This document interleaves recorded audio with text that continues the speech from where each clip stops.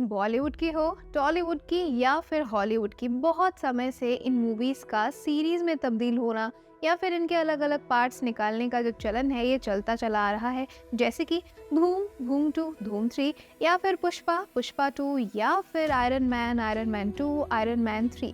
अब इन सारी मूवीज़ का प्लॉट सेम रहता है, कहानी बदल जाती है लेकिन प्लॉट सेम रहता है, इसीलिए मेकर्स इसका नाम चेंज नहीं करते, बस इसके नाम के आगे एक नंबर ऐड कर देते हैं जिससे पता चले कि ये आगे की स्टोरी है। अब इसी तरीके से हमारे सामने क्रिश 4 आने वाली है। क्रिश 2 और क्रिश 3 के बाद ओ वेट, क्रिश 2 ये कहाँ थी?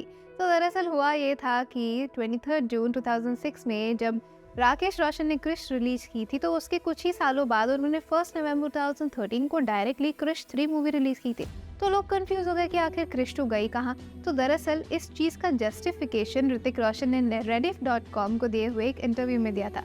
उन्होंने कहा था कि जिस तरीके से रेफरेंस दिया था रैम्बो मूवी का, जैसे फर्स्ट ब्लड नाम की मूवी आई थी 1982 में, जिसमें जो मेन कैरेक्टर था उसका नाम रैम्बो था, जिसके बाद 1985 में ये मूवी आई रैम्बो, और 1988 में जो मूवी आई उसका नाम रखा गया रैम्बो 3।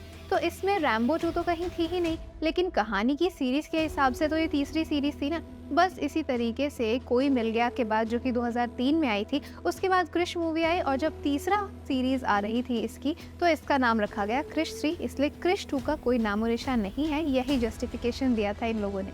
राकेश रोशन को बार बार क्रिश 3 की कहानी को चेंज करना पड़ा था क्योंकि ये कहानी द अमेजिंग स्पाइडरमैन की तरह ही बुनती जा रही थी।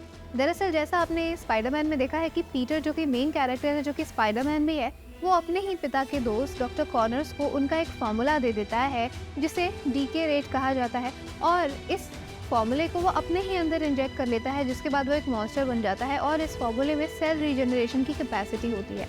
तो ऐसा ही कुछ ऑटिज्म और रीजनरेशन, म्यूटेशन, इन सब पे राकेश रोशन कहानी लिखना चाहते थे, लेकिन ये हूबहू स्पाइडरमैन की तरफ ही जा रही थी।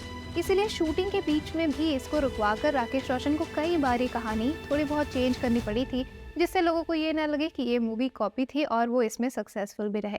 आपका इस बारे में क्या कहना है हमें कमेंट सेक्शन में ज़रूर बताइए। हमारे आज की वीडियो में बस इतना ही। अगर आपको वीडियो अच्छी लगी है तो इसे लाइक कीजिए, अपने दोस्तों के साथ शेयर कीजिए, बॉलीग्राफ स्टूडियोज के